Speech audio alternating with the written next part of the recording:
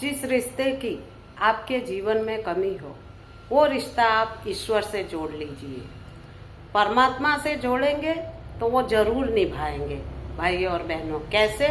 तो इसी पे मैं एक कहानी लेके आई हूँ, तो बने रहिए मेरे पूरे वीडियो में। और यूट्यूब पे देख रहे हो तो सब्सक्राइब कर लीजिए, प्रीतिराज ऑफिशियल 866। और फेसबुक पे देख रहे हो तो फॉलो कर लीजिए। भाई और बहनों, क्या करूं, मुझे पर्याप्त जगह नहीं मिलती अपनी कहानी सुनाने की, तो जहां जैसे रहती हूं वैसे ही शुरू हो जाती हूं। अब ऐसे ही मेरे वीडियो आएंगे। तो भाई और बहनों, एक समय की बात है, एक संत थे। वो रोज ठाकुर जी के मंदिर में दर्शन करने ठाकुर जी का आते थे। तो उन्होंने उनसे रिश्ता बना लिया था, क्योंकि उनके जीवन में पुत्र की कमी थी। तो वो भगवान श्री कृष्ण को अपना पुत्र मानते थे और राधा रानी को अपनी बहू, अपने पुत्र वधू मानते थे। तो वो रोज मंदिर में आते थे और वो अपने गले में माला पहनी रहते थे। वही माला उतार के और कृष्ण भगवान के गले में पहना देते थे। तो ये चीज देख के वहाँ के जो पुजारी थे और बाकी लोगों को अच्छा नहीं लगता था। तो भाई और बहनों, तो एक दिन पुजारी ने उनको टोक दिया कि हे महात्मा, आप भगवान को अपनी पहनी हुई माला क्यों पहनाते हो? आप नई माला लेके आइए और ठाकुर जी को पहनाइए। तो उन्होंने कहा कि ठीक है।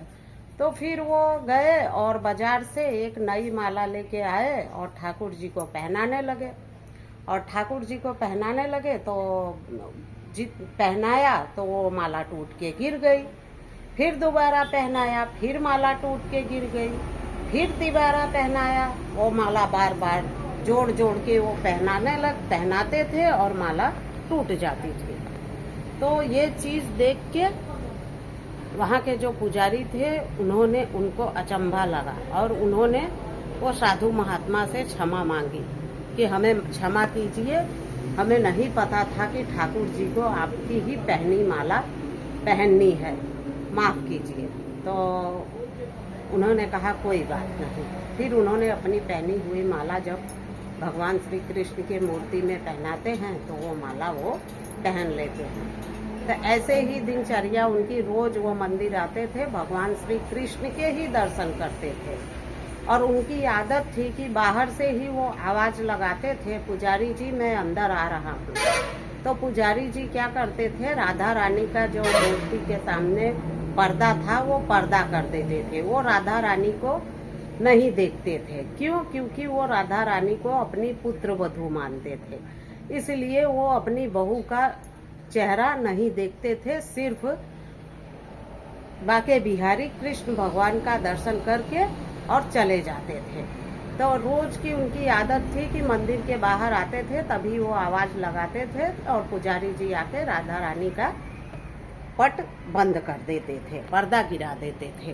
तो एक दिन वो आए और उन्होंने पुजारी जी को आवाज दी। तो पुजारी जी किसी काम में थे भाई और बहनों।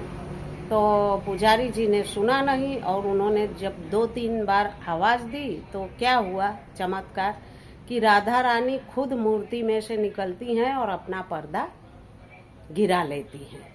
और फिर वो अंदर आते हैं तो देखते हैं राधा रानी का पर्दा गिरा था और वो कृष्ण भगवान के दर्शन करते हैं।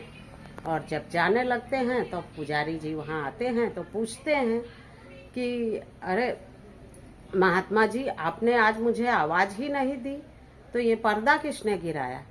तो उन्होंने कहा कि मैं आवाज दिए बगैर अंदर आता ही नहीं हूँ, आप ही ने गिराया होगा। तो पुजारी जी समझ गए कि राधा रानी ने खुद ही अपने आप को पर्दे में कर लिया। तो इस तरह से वो संत महात्मा भगवान श्री कृष्ण को अपना पुत्र मानते थे, राधा रानी को अपनी पुत्र वधू मानते थे।